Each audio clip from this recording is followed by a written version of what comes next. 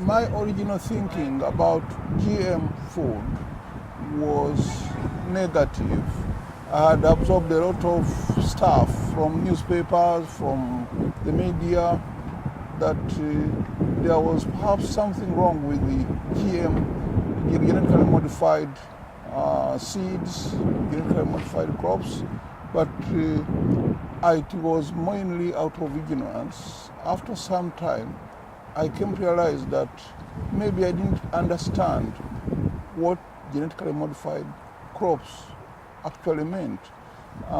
The way I look at it now, having been involved with this program, Biosciences for Farming in Africa, is that it appears to be the solution now to most of our farming issues in Africa. We have got crop diseases that have cropped up. For example, the banana bacterial wilt, which cannot be cured.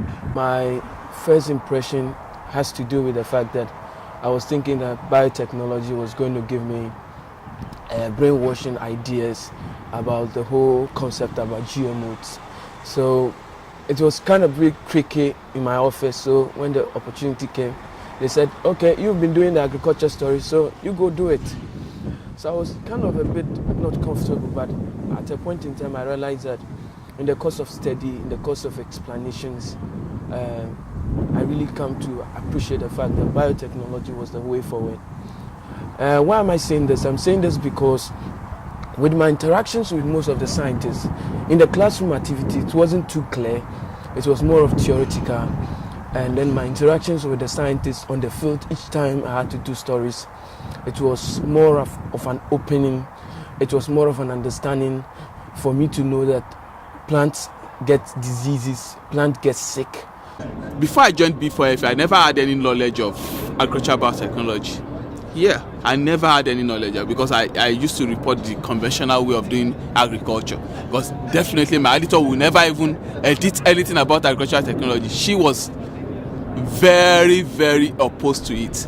But you know, I told her about B4FA and I started writing stories about agricultural biotechnology, and she will call me up and say, okay, explain this, and I'll give her the explanation. I'll say, she started looking at me and say, it's as if you are deep in this thing. I said, well, this is what I've gone through. I've gone through some of the lab processes and everything, and I can see that, okay, if I can do it, if the scientists can do it, then I also can do it. Mind you, this technology is not only, people are only looking at the adverse effects, if there are any anyway, but people should look at the benefits, what accrues to the smallholder farmers.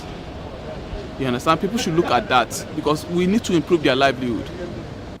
I love to report on food security issues. I love to report on seeds, improved seedlings, basically. I love to report on diseases, agricultural diseases, and how biotechnology can actually help in curing these diseases and some other challenges. I love to report on agronomic practices. This is a huge challenge in the area of in achieving food security, especially in Africa and Nigeria. It's been a great opportunity for me to be a part of this B4FA family. I've been able to traveling around. I've been able to meet with some other African journalists. We've been able to rub minds and exchange ideas. My reportage has been improved. I've met with a lot of scientists and I talk confidently. I research before I ask questions. Because of the background I have with the B4FA training, I have a whole lot. I'm well informed. So when I ask questions, some of the scientists are always like, "Sorry, are you a scientist?" And I'm like, "No, I'm just a fellow of B4FA." The gap between the scientists and the journalists when it comes to reporting of science issues is really not encouraging in Africa and Ghana as a whole. So I decided to join to actually get closer to the scientists, find out what they're doing, and help. In a way, in communicating what they've done or what they're doing to the outside world as well as to Ghanaians and policymakers in Ghana to achieve food security. So our scientists have looked at it that to save the population from food security, both now and in the future, the way to go is to do biotech research and to give out the results to the farmers. This is particularly to address the issue of food security. I have worked tirelessly in reporting these issues so much so that the National Assembly in Nigeria has passed the biosafety law, which is the framework that would allow the practice of biotechnology in Africa, particularly in Nigeria.